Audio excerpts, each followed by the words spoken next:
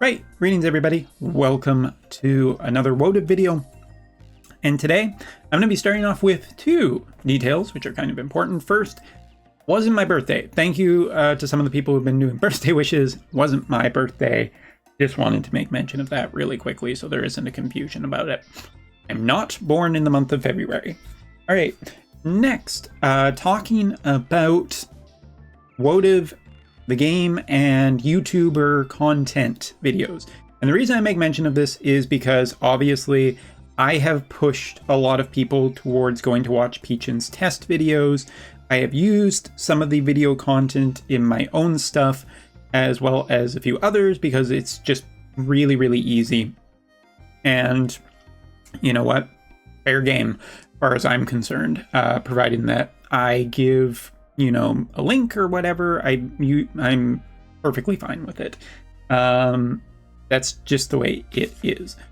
Now, talking about Peachin's channel, because there aren't many JP YouTube content creators left, and there really aren't that many content creators left, period, anyway. There's stuff that still goes on the Discords and whatnot, and the discussion with the remaining bit of community. But Peachin definitely is one of the biggest content creators out there and does a lot of testing. And so he has decided to move his channel and a lot of his newer videos only to member first, or sometimes even for shorter videos, member only, which basically means that you do have to subscribe. The reason that I bring this up is if you are regularly watching Peachin's channel and you go in there and you realize that you can't watch some of the videos, you might have some questions about it, or people who are just kind of in there sparsely, just so it's a little bit more of a heads up. If that is one of your big sources of videos for checking out unit performance, there will be delays in some videos, and some videos you will not be able to watch. That's, of course, his decision, or any YouTuber's decision if they want to put content behind those walls. Of course, we're all, doing this not only to help people, but also to earn a little bit extra, because I think the modern world, it's really difficult. So if we can squeeze ad revenue away from some of the major companies, we should be doing that as much as possible. But yeah, whether you decide to support Peachin or not, that is something that I also just want to say. Peachin does a lot of great work, so I think that is a good thing if you're doing it. As for my channel, I mean, I've been broached a lot of times by doing it, but I just don't think that I am there. This isn't something that I am going to be doing anytime soon. Although, yeah, I mean, again, honestly, with how expensive living is, wouldn't be the worst thing, but what you gonna do, right? Anyway, so that's basically an update I wanted to give about that. Let's get on with the rest of the video. Talking about Kuja.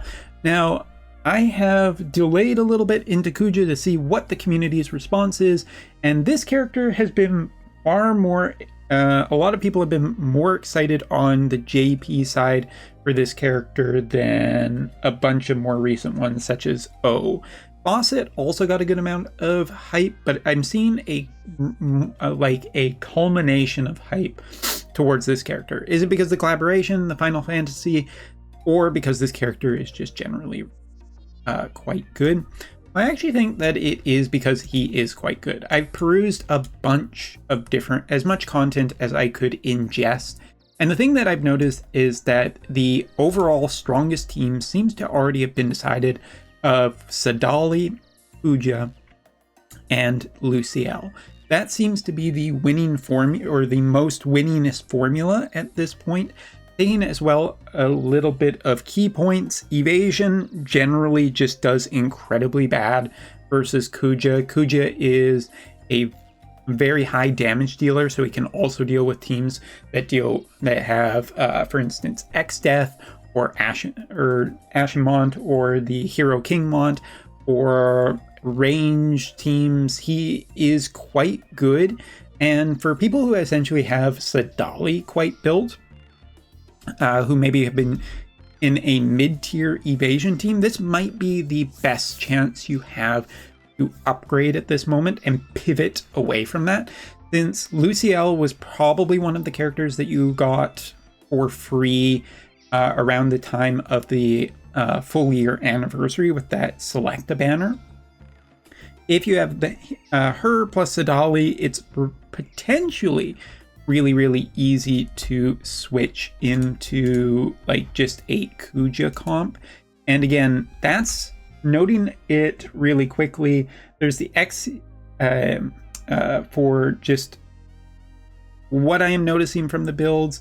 Yeah, there are a fair bit of vision cards that are holo vision cards, which you kind of expect, but it's one of the least limited vision card setups I've seen in a while. Both the Exia and Sadali holo vision cards I've seen in a lot of different videos that has been something that has been used, and it does produce a really strong result. And then also talking about the new vision card, the Kuja vision card. It is pretty... I wouldn't go so far as to say it's required, but it sure does seem to up a high amount of performance for this team and doing quite well. Although, again, from what I've been watching, and sorry for me coughing a little bit, like what I have been noticing in the actual teams is that one kind of varies from its importance. Some people put it in the main spot, some people put it in sub spot. As for other teams that have been generally really good, I would say that like other glove based users, like if you throw Exia in, it kind of drops the performance a little bit over Luciel, and throwing in other glove users that are even older drops the performance even further. But Kuja does seem to have a really good position right now as being just a character that can handle a bunch of different meta teams. Now, all of that sounds really good, right? Well, here's what I'm going to say. Again, I question a little bit of the timing of this spot, because I think that we're probably not going to see too many other glove users, which means that there's not going to be much other glove support. Sadali has done quite well, but he's getting closer and closer to being like a year old, which is when we usually tend to see quite a drop off. And if there's a huge power spike around the 0.5 anniversary, well, these collaborations that come right before the 0.5 anniversary or the anniversary collaboration are always less impressive than whatever comes. And again, wide range of things that could come. We could see Sid and Vincent for Final Fantasy VII Rebirth. Technically, that is a full possibility of something that could happen.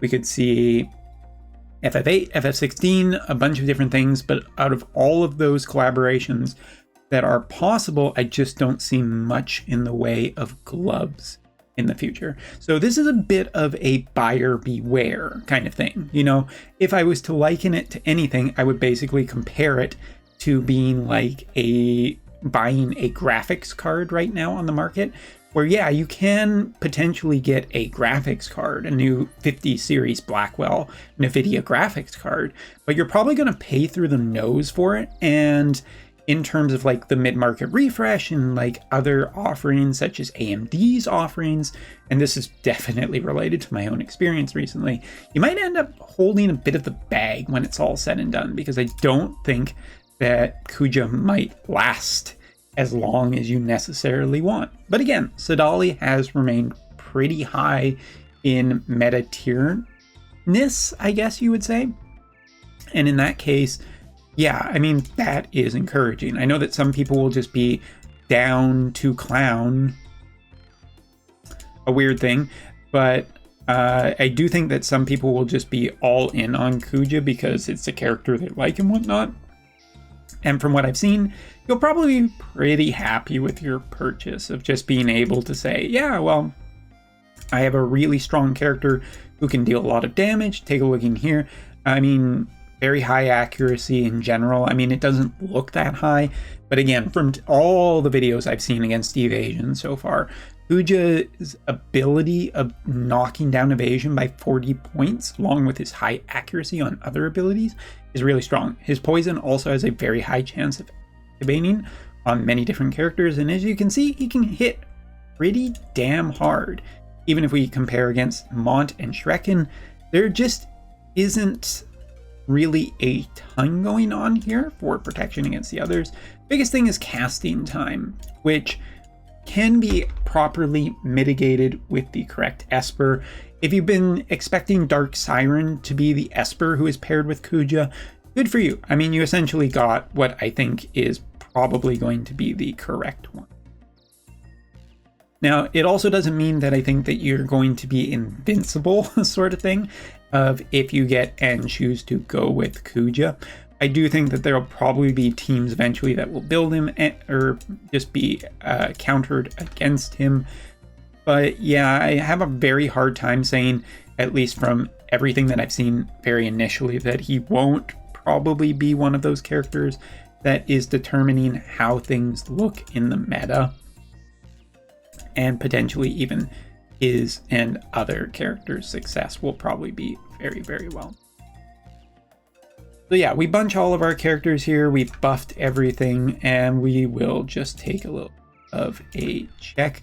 Also, I would just say that, yeah, again, like range teams, the most popular teams in the entire of what is currently available, definitely don't seem to be doing that good. Kuja just has a lot of attack resistance penetration, so his attacks hit very, very hard, harder than a lot of more recent characters. As I've said recently, like Fawcett and O don't seem to be that kind of thing that you're looking for, where a character is still damage resistant but can get through opponents. Here we take a look at the limit burst after all the buffs have gone up, and you can still see that he's hitting really hard against multiple characters. Like, yes, poison is being blocked because of Hero King Mont, but there's still so much damage done here. And those healing power-ups also work very well for Kuja to deal a lot of damage. And Kuja's kit is very heavily focused on what it kind of needs to be, which is AoE resistance penetration, because most of his attacks are AoEs.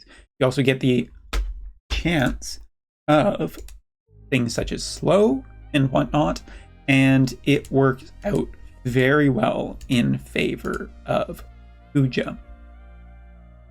So yes, I think that all of these things are really, really big net positives, but am I super enamored on the thought of Kuja? I don't know, I'm apprehensive is probably the correct word. So let's just pause here and fire some other attacks off against Kuja, such as this one right here. You can see very quickly that while we are hitting him for a good amount, oops, I guess I forgot to click on that.